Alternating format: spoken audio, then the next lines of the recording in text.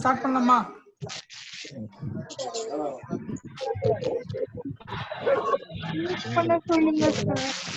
Okay பசங்களா கொஞ்சம் mute பண்ணிடுறீங்களா உங்களோட ஆடியோவை?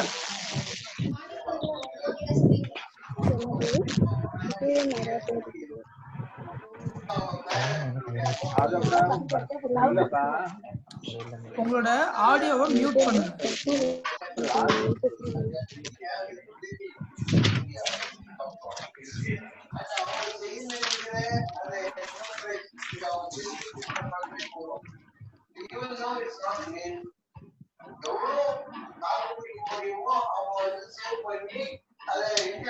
பசங்களா என்னோட ஸ்கிரீன் உங்களுக்கு தெரியுதா?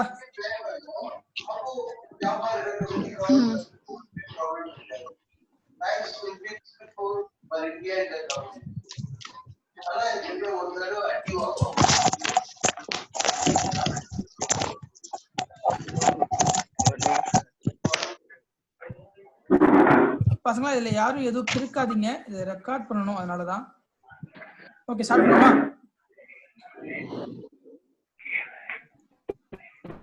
ஓகே இன்னைக்கு நம்ம பார்க்கறது கன்சாலிடேஷன். ஓகேவா? நிமோனியா அப்படின்னு கேள்விப்பட்டிருக்கீங்க இல்லையா? கன்சாலிடேஷன் கொஞ்சம் உங்களோட மியூட் பண்ணிக்கோங்க. ஓகே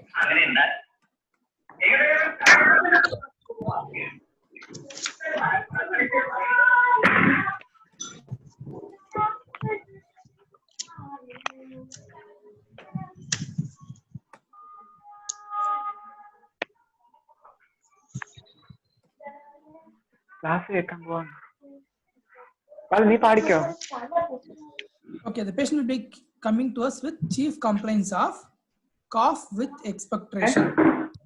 First and foremost இருக்கிறது என்ன இருக்குன்னாக்க cough with expectoration. And the patient hemoptysis. And patient can have fever and dyspnea, pleuritic chest. பசங்களா உங்களோட கொஞ்சம் மியூட் பண்ணிக்கோங்களேன்.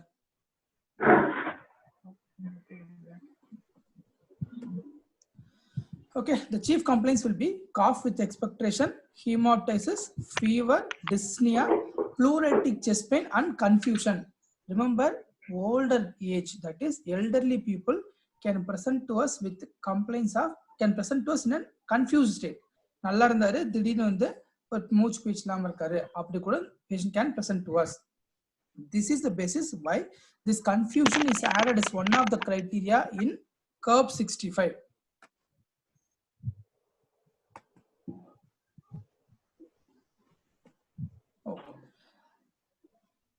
இதெல்லாம் நம்ம சொன்னது எல்லாமே for typical organisms like Staphylococcus, Streptococcus, Pneumococcus, Haemophilus, அந்த மாதிரி typical organisms.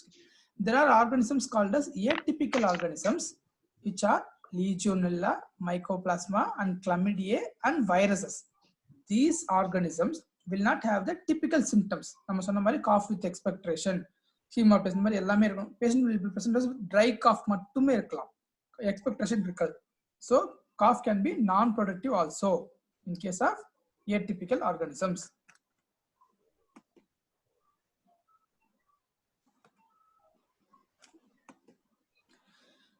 Coming to the elaboration of the chief complaint. Chief complaints, patient first will be telling you cough with expectoration. Explain how many days you are having this complaint. Apra quantity of the sputum that is expectorated. And whether it is blood stained or foul smelling. Blood stain, most common causes pharyngitis and pneumonia. Any infection of the lung parenchyma can cause blood stained sputum. The most common cause in our part of the country is tuberculosis. Any patient presenting to us with blood streak sputum or cough with expectoration with hemoptysis, first differential diagnosis should be tuberculosis. And patient can present to us foul smelling sputum also, which is suspect. Then you have to suspect some anaerobes or lung abscess. And also ask about the postural variation. உதாரணத்துக்கு I'm having more cough and expectoration when lie on the left side. அப்படி சொல்றாங்கனாக்க just think right side ஒரு lung இருக்கு left side ஒரு lung இருக்கு right sideல இருக்க lungல is infected and the infected mucus can move on to the left side and irritate the healthier mucosa thereby aggravating the cough with expectoration so இந்த மாதிரி partial variation இருக்குனாக்க suspect lung abscess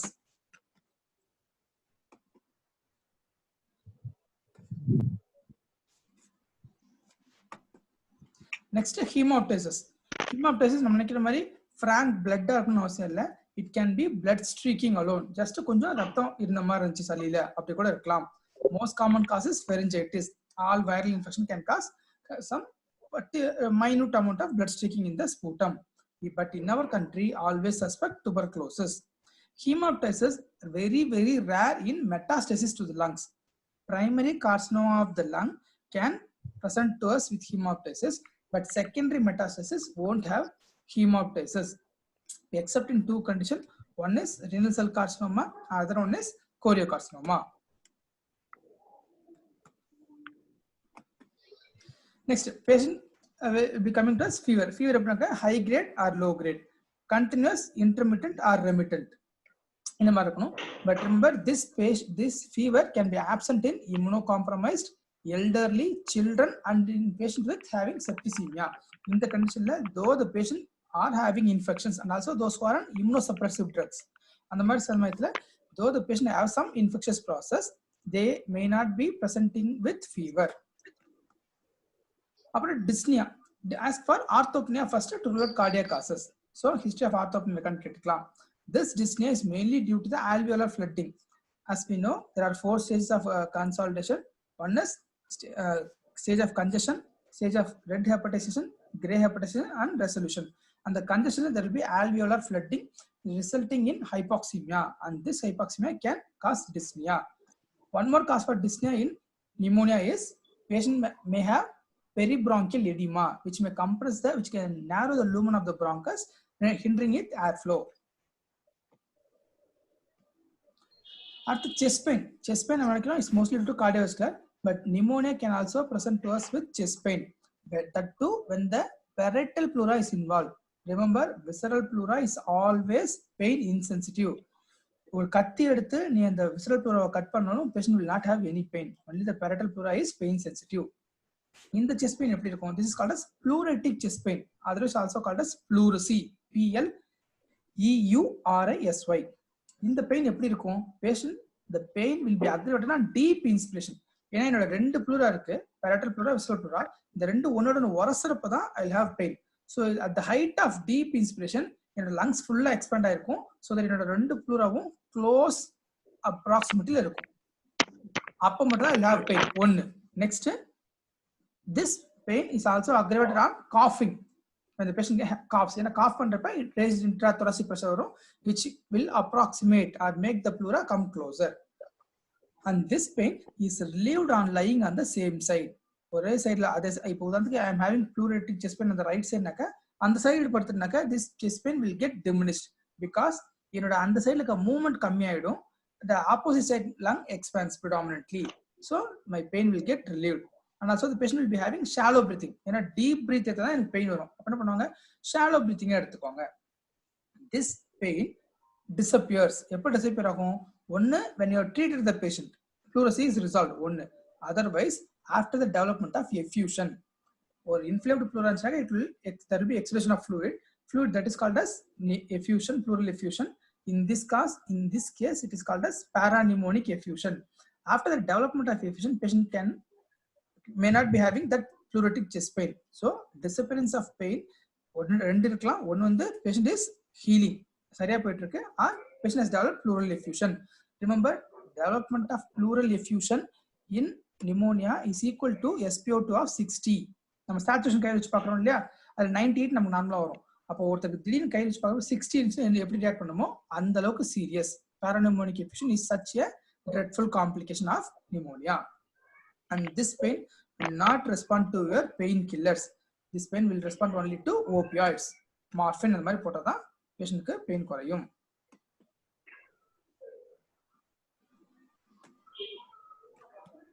next confusion mostly this confusion elderly people இருக்கும் ஒன்னு pneumonia per se can cause confusion there is one organism called Legionella. நம்ம பார்த்தோம் இல்லையா atypical organism. That Legionella can produce SIADH, that is syndrome of inappropriate antidiuretic hormone secretion. அப்ப என்ன பண்ணும், patient have retention of fluid இருந்துச்சுனாக்கா patient have hyponatremia can cause confusion. இவ்வளவுதான் நம்ம டிப்பிக்கா இருக்க போற ஹிஸ்டரிஸ் எல்லாமே பாஸ்ட் ஹிஸ்டரிஸ்ல. நெக்ஸ்ட் பாஸ்ட் ஹிஸ்டரியில ப்ரீவியஸ் சிமிலர் எபிசோட்ஸ் இருந்திருக்கா, ஏன்னா ஒரு சில பேருக்கு ரெக்கரண்ட் நிமோனியா வரதுக்கு வாய்ப்புகள் உண்டு. ஸோ ப்ரீவியஸ் சிமிலர் எபிசோட்ஸ் இருக்கா, ஆர் ஹிஸ்டரி ஆஃப் ஹாஸ்பிட்டலேஷன் இந்த பாஸ்ட் 90 days, கடந்த 3 மாசத்துல எப்பயாவது அட்மிட் ஆயிருக்கீங்களா, இதெல்லாம் எது கேட்கறோம்னாக்க if the patient gives history that he has been admitted in hospital, suspect multi drug resistant organisms. ஒரு சில கண்டிஷன்ஸ் இருக்கு, அதான் பின்னாடி சைடுல இருக்கு, அதெல்லாம் இருந்துச்சு அப்படின்னாக்க you have to suspect MDR, that is multi drug resistant pathogens. Personal history, ask for adverse social habits like alcoholism and smoking. Smoking can destroy your lung. Destroyed lung are predisposed to infections. ஒன்னு alcohol ஃபுல்லா சரக்கு அடிச்சுட்டு அன்கான்சியஸா கீழே விழுந்திருக்கலாம், vomit எடுத்திருக்கலாம், aspiration pneumonia கூட வந்திருக்கலாம்.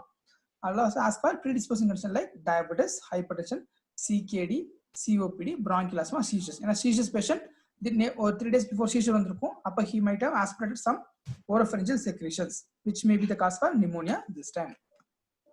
இவ்வளவுதான் நம்ம ஹிஸ்டரியில கேட்கறது எல்லாமே. ஜெனரல் எக்ஸாமினேஷன்ல ஃபர்ஸ்ட் பேஷண்ட் இஸ் இந்த கேஸ் கன்சல்டேஷன் மேக்ஸிமம் உங்களுக்கு தரத்துக்கு வாய்ப்புகள் கிடையாது. ஏன்னா கன்சல்டேஷன் பேஷண்ட் கொஞ்சம் சிக்கா இருக்கும், அப்படியே தந்தாலும் it will be given as a short case only. So இங்க இருந்து நம்ம ஆரம்பிக்க போறோம் ஜெனரல் எக்ஸாமினேஷன். பேஷண்ட் கிட்ட பேசவே கூடாது, பேஷண்ட் இஸ் கான்சியஸ், கண்ண முடிச்சு இருக்காங்களா, ஓரியன்டேஷன் நம்ம கேட்க முடியாது. செக் ஃபார் த டெம்பரேச்சர், ஃபெப்ரிலா. அடுத்து பேலர், அனிமியா இருக்கான்னு பார்க்கலாம். அனிமியா பல காரணங்களால இருக்கலாம். ஆர்எஸ்ல அதுவும் pneumonia burdening baler, think of hemolysis in mycoplasma. Mycoplasma is one atypical organism which can cause hemolysis. Our patient might have had massive hemoptysis. ஒரு DP இருந்திருக்கும், டிபி என்ன பண்ணிருக்கும், ஃபுல்லா டெஸ்ட்ராய் லங்கை டெஸ்ட்ராய் பண்ணி காஃபிங் அப் ஆஃப் நிறைய எடுத்திருக்கலாம், பேஷண்ட் அப்போ கூட அனிமியா வந்திருக்கலாம். And look for icterus, that is jaundice. Jaundice ரெண்டு பாசிபிலிட்டி, ஒன்று வந்து இந்த ஹீமோலைசிஸ் நடந்துச்சுனாக்கா there will be increased hemoglobin denaturation which results in jaundice ஒன்னு, or ATT induced. ஏற்கனவே TB history of tuberculosis drugs எடுத்திருந்திருப்பாங்க, அதனால all ATT drugs are hepatotoxic, அதனால ஜாண்டிஸ் வந்திருக்கலாம். அண்ட் லுக் ஃபார் சைனோசிஸ் இருக்கான்னு பார்க்கலாம்.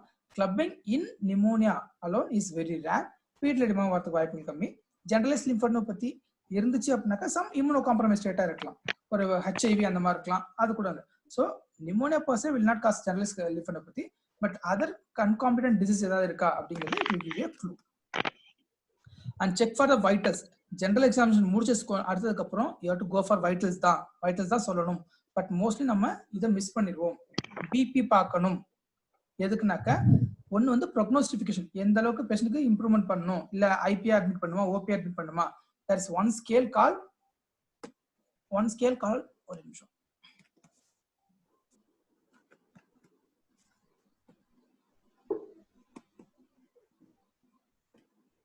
one scale called curve 65. Confusion, elevated urea, respiratory rate more than 30 and BP less than 90/60. Pneumonia patient க்கு BP கம்மியா இருந்துச்சுனாக்கா it indicates கொஞ்சம் bad prognosis.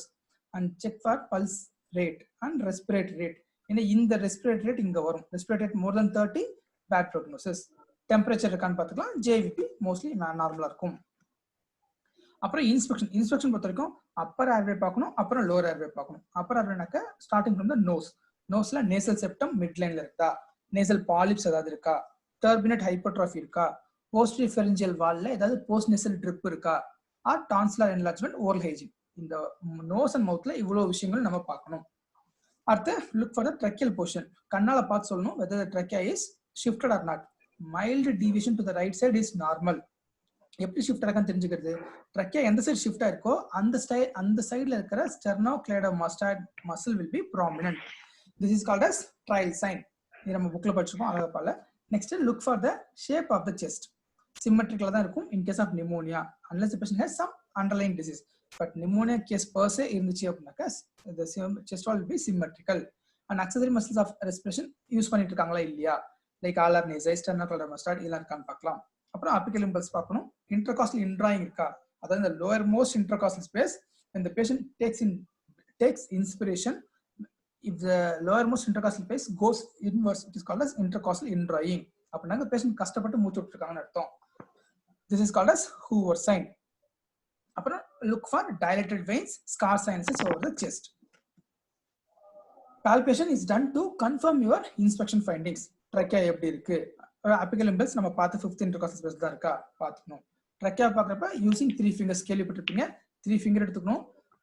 இந்த first and third ஃபிங்கரை you have to place அந்த ஸ்டெர்னோ இது கிளாவிக்கலோட மீடியல் எண்ட்ல வச்சுக்கணும். ஒன்று வச்சுட்டு ட்ரக்கியாவை மேலேருந்து பால்பேட் பண்ணிட்டு வந்து யூ ஹேவ் டு இன்சினுவேட் அண்ட் எது சைடு ட்ரக்கியா எந்த சைடில் ரெசிஸ்டன்ஸ் அதிகமாக இருக்கோ அந்த சைடுக்கு ட்ரக்கியா ஷிஃப்டட். அப்புறம் பால்பேஷன்ல டாக்டில் ஃபெர்மெண்டஸ் ஜஸ்ட் என்ன பண்ணலாம், பேஷண்டோட செஸ்ட்ல கையை வச்சு அவங்க இன்ஸ்பயர் பண்றப்ப ஏதாவது உங்களால அடிஷனல் சவுண்ட்ஸ் ஃபீல் பண்ண முடியுதா? உதாரணத்துக்கு வீஸ் ரொம்ப சிவியரா இருந்துச்சுனாக்கா யூ கேன் ஃபீல் அந்த ஒரு ரஃபா ஒரு இது நம்ம ஃபீல் பண்ணலாம். டாக்டில் ஃபெர்மெண்டஸ். அண்ட் செஸ்ட் எக்ஸ்பென்ஷன் பார்க்கணும், அப்பிக்கல் பார்க்கணும், ஆன்டீரியர் பார்க்கணும், போஸ்டர் பார்க்கணும். அப்பிக்கல் செஸ்ட் எக்ஸ்பென்ஷன் பார்க்குறப்ப you have to go behind the patient. Patient பின்னாடி போயிட்டு பேஷண்ட்டுக்கு மேலே இப்படி கை வச்சுக்கணும். அதாவது என்னால் வைக்க முடியல, இப்படி கை வச்சிருக்கோம். வச்சுட்டு மூச்சிடுங்க. அப்போ என்ன பண்ணுவாங்க, செஸ்ட் எக்ஸ்பேண்ட் ஆகும். ரெண்டு சைடு ஈக்குவலாக இருக்கான்னு பார்க்கணும். ஆன்டீரியர் பார்க்குறப்ப அரௌண்ட் த லெவல் ஆஃப் நிப்பிளில் வச்சுட்டு பேஷண்ட் டீப் இன்ஸ்பெக்ஷன் இருக்கணும். போஸ்டர் பார்க்குறப்ப ஒரு பிஞ்ச் ஆஃப் ஸ்கின் எடுத்துக்கணும். அது நம்ம புக்ஸில் இருக்கு, அது படம் பார்த்து தெரியும். அந்த மாதிரி எடுத்துக்கிட்டு look for the symmetrical chest expansion. Maximum நார்மலாக தான் இருக்கும். Unless the patient pleurisy. ப்ளூரிசிக்கு மட்டும் என்ன பண்ணுவாங்க, பேஷண்டோட செஸ்ட் எக்ஸ்பென்ஷன் கொஞ்சம் குறைவாக இருக்கும். ஏன்னா on deep inspiration his pleuritic pain will get aggravated. அப்புறம் செக் ஃபார் வோக்கல் ஃப்ளோமீட்டர்ஸ். பேஷண்ட்டை 111 இல்லை 99 இந்த மாதிரி ஏதோ ஒன்று சொல்லிட்டு ரெண்டு சைட்லையும் பால்பேட் பண்ணி பார்க்கணும். யூஸ் த அல்னார் பார்ரா தாம், இதை யூஸ் பண்ணி பால்பேட் பண்ணி பார்க்கலாம். இந்த கன்சல்டேஷன் எப்படி இருக்கும், VFVR will be increased. both vocal parameters and vocal resonance ரெண்டுமே will be increased. percussion, supraclavicular percussion பண்ணணும் ஃபர்ஸ்ட். ஏன்னா supraclavicular தான் I have the upper lobes. TB commonly affects the upper lobes. அப்போ அந்த region is called as chronic isthmus, which is bound by the clavicle anteriorly, trapezius posteriorly, in the accessory skeletal muscles medially and acromioclavicular joint laterally. இந்த ஒரு triangle மாதிரி இருக்குல்ல, இந்த இடத்துல it is called as chronic isthmus. அந்த இடத்துல you have to percuss from behind. பின்னாடி போயிட்டு கையை வச்சு percuss பண்ணி பார்க்கணும். அந்த இடத்துல dullness இருந்துச்சுன்னா suspect upper lobe pathology. The commonest cause in our country is tuberculosis. And next go for the direct percussion over clavicle. Clavicle பண்றப்ப மீடில் 1/3 தான் பண்ணணும், லேட்டரல் 1/3 பண்ணக்கூடாது. ஏன்னா மீடில் 1/3 கீழே தான் என்னோட லங்கோட அபெக்ஸ் இருக்கும். ஸோ மீடில் 1/3 பண்ணணும். அப்புறம் ஆன்டீரியர், ஆக்சிலா, போஸ்டீரியர் ரெண்டு சைடும் கம்பேர் பண்ணணும். இங்க செகண்ட் இன்டர்காஸ்டல்ல பண்ணாக்க இங்கே செகண்ட் இன்டர்காஸ்டல் சைமல்டேனியஸா ஃபோக்கஸ் பண்ணி பார்த்துக்கணும். ஃபோக்கஸ் பண்றப்ப இந்த ஃபிங்கர் ரொம்ப ஃபர்மா இருக்கணும் செஸ்ட் மேல. This is pleximeter and this one is எந்த கையை வச்சு நம்ம தட்டுறோமோ தட் இஸ் கால்ட் ஃப்ளெக்ஸார். எந்த வரல வைக்க அந்த செஸ்ட் மேல வைக்கணும், இட்ஸ் கால்ட் ஃப்ளெக்ஸிமீட்டர். அப்புறம் நம்ம கன்சல்டேஷன் எப்படி இருக்கும், எங்க லோப் அஃபெக்ட் இருக்கோ patient will be having dull note on percussion.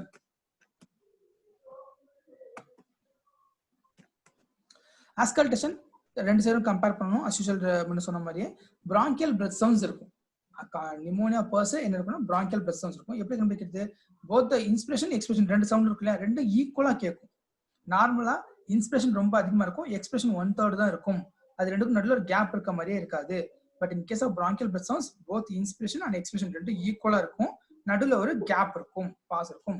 And patient will be having egophony. Egophony அர்த்தம் பேஷண்ட் அந்த லோப் மேல வச்சு ஆஸ்கல்டேட் பண்ணிட்டு if you ask the patient to say E, நீ ஸ்டெத்துல கேட்கிறப்ப ஏ அப்படின்ற மாதிரி கேட்கும். அதான் ஈகோஃபோனி. ஈ சொன்னா ஏ மாதிரி கேட்கும்.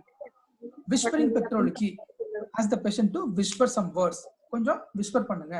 அது பண்றப்ப என்ன நம்ம இயர்ல கிளியரா கேட்கும், நம்ம காதுல வந்து பேசுற மாதிரி இருக்கும். விஸ்பரிங் பெக்ட்ரோலிக்வி, அந்த எல் மிஸ் ஆயிடுச்சு. அடுத்த patient may can have wheeze also. Wheeze எதனால வருது, டியூ டு பெரிப்ராங்கியல் எடிமா, அதனால வீஸ் வந்திருக்கலாம். அப்புறம் கிரெபிடேஷன்ஸ் இருக்கும், கிராக்கல்ஸ். இது எப்படி இருக்கும், at the initial stages patient will be having fine crackles. ரொம்ப ஃபைன் கிராக்கிள்ஸா இருக்கும், that is called as index crackles. அதே அந்த வியாதி குணமாகிறப்ப நிமோனியா ஸ்டேஜ் ஆஃப் ரெசல்யூஷன் போறப்ப கோர்ஸ் கிராக்கிள்ஸா இருக்கும். கோர்ஸ் கிராக்கிள்ஸ் வந்து it is called as redux crackles. ஆரம்பத்துல ஃபைனா இருக்கும், போக போக கோர்ஸ் ஆயிரும். அப்ப third day fourth day patient develops coarse கிராக்கிள்ஸ்னாக்க patient we are going in the right line அப்படின்னு அர்த்தம். and VR as we said before will be increased. இது இல்லாம other system auscultation, other system examination பண்ணணும். இதுதான் pneumonia பொறுத்த வரைக்கும் நம்ம பார்க்கக்கூடியது. மேக்ஸிமம் இந்த கேஸ் இருக்காது. நிமோனியா பத்தி ஒரு சின்ன brief outline. It is nothing but infection of the lung parenchyma. இது எப்படி பிரிக்கிறாங்கன்னாக்க CAP happen community acquired pneumonia. நான் இதுவரையும் ஹாஸ்பிட்டல் சைட் போனது கிடையாது, ஹாஸ்பிட்டல் எனக்கு சம்பந்தமே கிடையாது. பட் ஆனால் நிமோனியா வந்திருக்கு. That is community acquired pneumonia. Hospital acquired pneumonia, ventilator assisted pneumonia. அதாவது நம்ம வென்டிலேட்டர் இன்டிபேஷன் பண்றோம் இல்லையா, அப்ப பேஷண்ட்டுக்கு pneumonia it's called ventilator assisted pneumonia. Health care assisted pneumonia, நான் ஹாஸ்பிட்டல்லாம் போனது கிடையாது, பட் அந்த பயோமெடிக்கல் வேஸ்ட்லாம் ஹேண்டில் பண்றேன் அப்படிங்கிறப்ப அப்படி வந்து it is called health care assisted pneumonia. Pathophysiology, நார்மலா ஆர்கானிசம்ஸ் என்னோட ஆல்வியோலைக்குள்ள போய் ப்ராலிஃபரேட் ஆனதுதான் இட் ரிசல்ட்ஸ் இன் நிமோனியா. அப்ப அது கூட எனக்கு நிறைய ப்ரொடெக்டிவ் மெக்கானிசம் இருக்கு. என்னது, அங்க மூக்குல டர்பினட்ஸ் இருக்கு, அங்க குட்டி குட்டியா ஹேர் இருக்கு, விப்ரிஸ் இருக்கு, அந்த ஏர்வே வந்து ஸ்ட்ரெயிட் லைன் கிடையாது, பிரான்ச்சிங்கா இருக்கும். இது இல்லாம மியூகோசிலியரி கிளியரன்ஸ் இருக்கு, லோக்கல் ஆன்டிபாடிஸ் IgA இருக்கும், ஆல்வியோலர் மேக்ரோஃபேஜ் இருக்கும். இது எல்லாமே protects your lung from getting infected. இது எல்லாத்தையும் தாண்டி ஒரு பேத்தஜன் உள்ள போய் உட்கார்ந்ததுக்கு அப்புறம் தான் என்ன பண்ணும், நியூட்ரோஃபில்ஸ் வந்து சண்டை போட வரைக்கும் தட் ரிசல்ட்ஸ் இன் நிமோனியா. அப்படி எப்படி ரீச் ஆகலாம்? ஒன்னு வந்து ஆஸ்பிரேஷன், ஓரோஃபரிஞ்சல் இதுல இருந்து ஆஸ்பிரேட் பண்ணிருக்கலாம் ஒன்னு, ஆர் டிராப்லெட் இன்ஹலேஷன் அப்படி போயிருக்கலாம், ஆர் ஹெமட்டோஜினஸ் பிளட் வழியா போயிருக்கலாம், or from continuous structures like பெரிகார்டியம்ல இருந்து அந்த மாதிரி பக்கத்துல இருந்து வந்திருக்கலாம். It goes through 4 stages: stage of congestion, stage of red hepatisation, stage of grey hepatisation, resolution. 4 இதெல்லாம் நம்ம பெத்தாலஜில பார்த்தது. This 4 stages may not be seen in all cases, especially viral and pneumocystis pneumonia. இந்த ரெண்டுலயுமே நமக்கு இந்த 4 stages இருக்கணும்னு அவசியம் கிடையாது. Community acquired pneumonia அப்படின்னா ஹாஸ்பிட்டலுக்கு எனக்கு சம்பந்தமே கிடையாது, நான் வீட்டில இருந்தா எனக்கு வந்துச்சு. Okay, the most common organism is streptococcus pneumonia. மற்ற organisms like Haemophilus influenza, Staph aureus, Klebsiella, Pseudomonas எல்லாமே can cause. இதெல்லாம் atypical organism, Mycoplasma, Legionella, Chlamydia. அப்போ பேஷண்ட் நிமோனியா வந்தா எனக்கு டிபிக்கல் ஆர்கனிசம் இருக்கா ஏடிபிக்கல் ஆர்கனிசம் இருக்கா கண்டுபிடிக்கிறதுக்கு மினிமம் 3 to 4 days ஆயிடும். அப்போ always treat both the organisms. இதுக்கு ஒரு ஆன்டிபயோட்டிக், இதுக்கு ஒரு ஆன்டிபயோட்டிக், ரெண்டும் கொடுத்து ட்ரீட் பண்ணுவோம். அதனால தான் நிமோனியா என்ன சொல்லுவாங்க, a combination of cephalosporins plus macrolides கொடுக்க சொல்லுவாங்க. Macrolides to cover this atypical organisms. சில சமயங்கள்ல 10 to 15% the organisms will be polymicrobial. நிறைய anaerobes, aerobes, gram negative எல்லாமே சேர்ந்து இருக்கும். anaerobes எப்ப இருக்கும்? Mostly aspiration. ஏன்னா ஓரல் கேவிட்டில எனக்கு இஸ் ஃபுல் ஆஃப் anaerobes. அந்த இதை நான் ஆஸ்பிரேட் பண்ணிட்டாக்க I can develop anaerobic infections. இதுனா காமன் இது ப்ரீடிஸ்போசிங் ஃபேக்டர்ஸ் என்னென்ன வரும். இப்போ உதாரணத்துக்கு எக்ஸ்போஷர் டு பேர்ட்ஸ் இருக்கு, நான் வந்து பறவைகள்லாம் வச்சு வளர்த்துட்டு இருக்கேன், திடீர்னு நிமோனியா வருது, think of chlamydia. Exposure to rabbits, francisella, sheeps, goats இந்த மாதிரிலாம் சொன்னாக்கா திங்க் ஆஃப் காக்சியலா பர்னட்டி. இதே வந்து நான் ஹோட்டல்ல தங்கியிருந்தேன் ஒரு 2 வாரத்துக்கு முன்னாடி, இல்ல ஏதாவது ஏசி ரூம்ல இருந்தேன் அப்படின்னா திங்க் ஆஃப் லீஜன்ல. நம்ம மைக்ரோபயோலஜி படிச்சிருப்பேன், லீஜன் ஒரு கூட்டத்தை அட்டன் பண்றப்ப வரக்கூடிய ஒரு நிமோனியா. இதுல வந்து ஜஸ்ட் ஒரு சின்ன சின்ன க்ளூஸ் கொடுக்கும். அப்புறம் what are the risk factor for MDR? எப்ப நான் MDR பேத்தஜன் எல்லாத்துக்குமே நம்ம அமாக்சிலின் இந்த மாதிரி குட்டி குட்டி ஆன்டிபயோட்டிக் கொடுக்க முடியாது. we have to go for some stronger antibiotics. எப்போ when we suspect some MDR pathogen, multi drug resistant pathogen. அது எப்போ வரும்? history of hospitalization for more than 2 days in the previous 90 days. அதனால history of previous hospitalization கேக்குறது ஒண்ணு. அப்புறம் antibiotic ஏதாவது சாப்பிட்டுருக்கீங்களா, இல்ல இம்யூனோசப்ரெசிவ் ட்ரக்ஸ் எடுத்துருக்கீங்களா, இல்ல நான் ஆம்புலேட்டரி படுத்த படுக்கையா இருக்கீங்களா, டியூப் ஃபீடிங்ஸ் அவங்களால சாப்பிட முடியல அதனால நேசோகாஸ்ட்ரிக் டியூப் போட்டிருக்காங்களா, இதெல்லாமே வந்து are risk factors for multi drug resistant pathogens. Clinical features: cough with expectoration, fever, tachypnea, tachycardia, pleuritic chest pain, confusion in elderly, increased VFVR and tactile femoris, bronchial blood cells, crackles, eugophony, whistling pectoralic இதெல்லாமே இருக்கும். Cardiac complication சில சமயம் வரலாம், இதெல்லாம் நீங்க கண்டுக்க வேண்டாம். Pneumonia, infection of lung, அதுக்குண்டான காம்ப்ளிகேஷன் வரும் மட்டும் தெரிஞ்சுக்கோங்க. இன்வெஸ்டிகேஷன்: செஸ்ட் எக்ஸ்ரே எடுத்து பார்க்கலாம், ஐ கேன் சி இன்ஃபில்ட்ரேட்ஸ், சிடி எடுத்து கன்ஃபார்ம் பண்ணிக்கலாம், ஸ்பூட்டம் எக்ஸாமினேஷன் பண்ணணும் to identify the organisms and culture sensitivity பண்ணிக்கணும். ஸ்பூட்டம் எப்படி இருக்கணும்? சில சமயம் பேஷண்ட் என்ன பண்ணுவாங்க, will be giving a box, எனக்கு சளி துப்பி கொடுங்கன்ட்டு. அது பண்ணா ஜஸ்ட் எச்சில கூட துப்பி கொடுக்கலாம், saliva. Sputum should have minimum 25 neutrophils and less than 10 squamous epithelial cells இருக்கணும். அப்படி இருந்தாதான் அது கல்ச்சருக்கு உகந்தது. ஏன்னா ஸ்குவாமஸ் செல்ஸ் அதிகமா இருந்துச்சுன்னு அர்த்தம் ஓரல் கேவிட்டில வந்திருக்குன்னு அர்த்தம். ஸோ நியூட்ரோஃபில்ஸ் அதிகமா இருக்கணும், ஸ்குவாமஸ் செல்ஸ் கம்மியா இருக்கணும். 25-10 this is the cut off. அப்படின்னா தான் the sputum is adequate அப்படின்னு அர்த்தம். சில சமயம் பேஷண்ட் ஸ்பூட்டம் வந்து ப்ரொடியூஸ் பண்ண முடியாது. ஃபார் எக்ஸாம்பிள் இந்த செமி கான்சியஸ் ஸ்டேட்ல இருக்க பேஷண்ட்டுக்கு அப்ப என்ன பண்ணலாம், இட் கேன் பி இன்டியூஸ்ட். ஒன்னு இது ஹைப்பர்டானிக் சலைன் இருக்கு இல்லையா, அதோட இன்ஹலேஷன் கொடுத்து patient can be induced to produce sputum. Or tracheal aspirate, உதாரணத்துக்கு இன்டியூவேட் பண்ணிருக்கோம், பேஷண்ட் வந்து செடேட் பண்ணிருக்கோம் அப்படிங்கிறப்ப அந்த ET டியூப் வழியா போட்டு ட்ரக்கியல் ஆஸ்பிரேட் எடுத்துக்கலாம். பிராங்கோ ஆல்வேல லவாஜ் பண்ணலாம். இதெல்லாம் வந்து can be done to collect sputum samples. Urine antigen 2 organism மட்டும் can be tried, but mostly இதெல்லாம் நம்ம பண்றது கிடையாது. லீஜியோனெல்லா அண்ட் நிமோகாக்கஸ் இது ரெண்டுமே யூரின் ஆன்டிஜன் வச்சு you can diagnose. Suppose viral infection இருக்கு இல்ல இந்த மாதிரி ஏடிபிக்கல் ஆர்கனிசம் இருக்கு, go for PCR polymerase chain reaction. CRP நம்ம is known as acute phase reactant. என்னோட உடம்புல எந்த ஒரு இன்ஃப்ளமேஷன் வந்தாலும் சிஆர்பி எலிவேட் ஆகும், இஎஸ்ஆரும் சிஆர்பியும். அப்போ என்ன பண்ணலாம், இப்போ வந்து ஃபர்ஸ்ட் டே என்னோட சிஆர்பி எலிவேட் ஆயிருக்கு, I am giving antibiotic. Fifth day CRP பார்க்குறேன் அப்படியே பர்சிஸ்டன்ட் ஆச்சுனாக்கா the antibiotic of choice is wrong அப்படின்னு அர்த்தம். அப்போ எனக்கு ஒர்சனிங் டிசீஸ் ட்ரீட்மெண்ட் ஃபெயிலியர் கண்டுபிடிக்கிறதுக்கு சிஆர்பி ஹெல்ப் பண்ணும். இன்னொன்று பாக்டீரியல் நிமோனியா இருக்கலாம் இல்லை வைரல் நிமோனியா இருக்கலாம். எப்படி கண்டுபிடிக்கிறது, ப்ரோகால்சிட்டோனின் அப்படின்னு ஒன்று இருக்கு. ப்ரோகால்சிட்டோனின் will be elevated in case of bacterial etiology, viral etiology இருக்காது. அப்போ இது இல்ல எலிவேட் ஆயிடுச்சு நிமோனியா இருந்துச்சுனாக்கா it is 100% due to bacterial infection, so antibiotic கொடுக்கலாம் அப்படின்னு ஒரு க்ளூ கொடுக்கும். இது இல்லாமல் there are certain indexes, எப்படி பேஷண்டோட ப்ரோக்னோஸ் எப்படி கண்டுபிடிக்கிறது. கர்வ் 65 அப்படின்னு ஒன்று இருக்கு. PSI நிமோனியா சிவியாரிட்டி இண்டெக்ஸ் ஒன்று இருக்கு. இது நீங்க நிமோனியா சிவியாரிட்டி ஜஸ்ட் தெரிஞ்சுக்கோங்க. கர்வ் 65 தான் உங்கள்கிட்ட மோஸ்ட்லி கேட்கறாங்க. C for confusion, U for urea more than 7 millimoles, R respiratory rate more than 30, BP less than 90/60, age more than 65. இது ஞாபகம் 30, 60, 90 அப்படி இருக்கும். ஏஜ் மட்டும் more than 65. இதுல இந்த 5 கிரைட்டீரியால என்ன எத்தனை அந்த பேஷண்ட்டுக்கு அப்ளை ஆகுது, எல்லாமே 0 வந்துச்சுன்னா 0. அப்ப என்ன பண்ணலாம், பேஷண்ட் வந்து ஓபியா ட்ரீட் பண்ணிருக்கலாம், ஓரல் ஆன்டிபயோட்டிக் கொடுத்து ட்ரீட் பண்ணிடலாம். சப்போஸ் ஸ்கோர் வந்து 1 or 2 வருது அப்படின்னா கண்டிப்பா அட்மிட் பண்ணி பார்க்கணும். 3 and above இருந்துச்சுனாக்கா கண்டிப்பா ஐசியூல அட்மிட் பண்ணணும். அப்ப எங்க அட்மிட் பண்ணி பார்க்கலாம் அப்படிங்கிறது ஒரு சின்ன க்ளூ கொடுக்கும் கர்வ் 65 அப்படிங்கிற ஒரு ஸ்கோர். இப்போ பேஷண்ட்டுக்கு யாருக்கெல்லாம் புவர் ப்ரோக்னோசிஸ் அப்படின்னாக்க மல்டி லோபார் இன்ஃபில்ட்ரேஷன், நிறைய லோபல் இன்ஃபெக்ஷன் இருக்கு அப்படின்னாக்க புவர் ப்ரோக்னோசிஸ். சிவியர் ஹைபாக்சிமியா, ஏன்னா ஃப்ளட்டிங் ஆல்வியலார் ஃப்ளட்டிங் இருக்கிறதுக்கு என்ன ஆகும், ஹைபாக்சிமியா போகும். அசிடோசிஸ், மென்டல் கன்ஃபியூஷன், இந்த respiratory rate is more than 30. நம்ம போன ஸ்லைட்ல பார்த்தோம் இல்லையா, ரெஸ்பிரேட்டரி ரேட் மோர் தென் 30 இருந்துச்சுனாக்கா இட் இண்டிகேட்ஸ் புவர் ப்ரோக்னோசிஸ். அப்புறம் ஹைப்போ ஆல்புமினிமியா, நியூட்ரோபீனியா, த்ராம்போசிட்டோபீனியா இதெல்லாம் இருந்துச்சுனாக்கா பேஷண்ட்டுக்கு புவர் ப்ரோக்னோசிஸ். இப்போ ஆன்டிபயோட்டிக் எப்படி சூஸ் பண்றது, ஓபியா பார்க்குறோம். எப்படின்னா மொத்தம் 3 பார்சல், ஒன்று ஓபி, இன்னொன்று ஐபி, இன்னொன்று ஐசியூ, 3 பார்க்கணும். ஓபியா பார்க்குறப்ப என்ன இது கடந்த 3 மாசத்துல நம்ம மாத்திரையே சாப்பிட்டது கிடையாது அப்படின்ற பேஷண்ட்டுக்கு ஒரு மேக்ரோலைட் கொடுத்துடலாம்.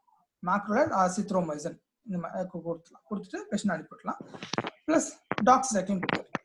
சப்போஸ் பேஷண்ட் வந்து 3 மாசத்துல இது சாப்பிட்டுருக்காங்க, ஆன்டிபயோட்டிக் சாப்பிட்டுருக்காங்கனாக்கா என்ன சாப்பிட்டுருக்காங்கன்னு முடிஞ்சா கேட்டு, சப்போஸ் மேக்ரோலைட் சாப்பிட்டுருந்தாக்கா லியோஃப்ளாக்சின் கொடுக்கலாம், ஃப்ளூரோகுயினோஸ் அந்த மாதிரி மாற்றி கொடுத்துக்கணும். இது ஓபியா மேனேஜ் பண்றது. இப்போ ஐபிஐ அட்மிட் பண்றதுங்கிறப்ப கண்டிப்பா ஒரு ரெஸ்பிரேட்டரி ஃப்ளூரோகுயினோஸ், பீட்டா லாக்டம்ஸ், நம்ம செஃப்ட்ராக்சன் அந்த மாதிரி சஃப்ளோஸ்போரின் கொடுத்துக்கணும்.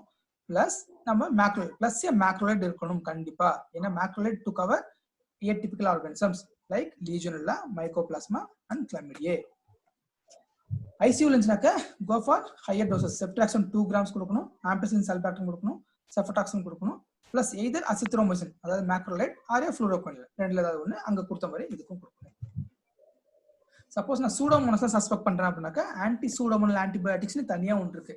லைக் பிப்டாஸ், செஃபிபிம், மிரோபினம், அப்புறம் லியோஃப்ளாக்சின், இதெல்லாம் வந்து ஆன்டி சூடோமோனல் ஆக்ஷன் இருக்கு, அதுதான் கொடுத்தாகணும். அவ்வளவுதான் நிமோனியா.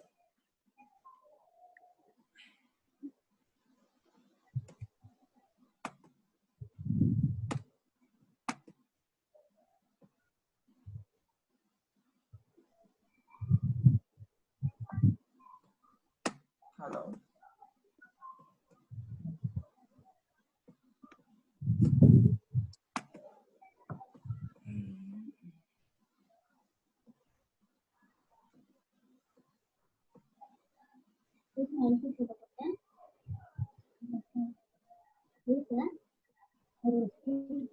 ஹலோ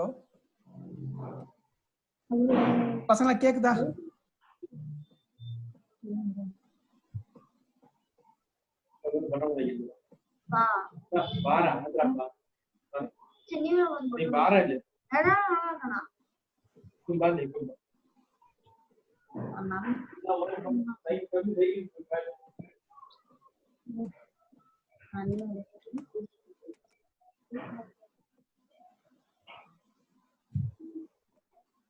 எனக்கு இது எப்படி க்ளோஸ் பண்றது?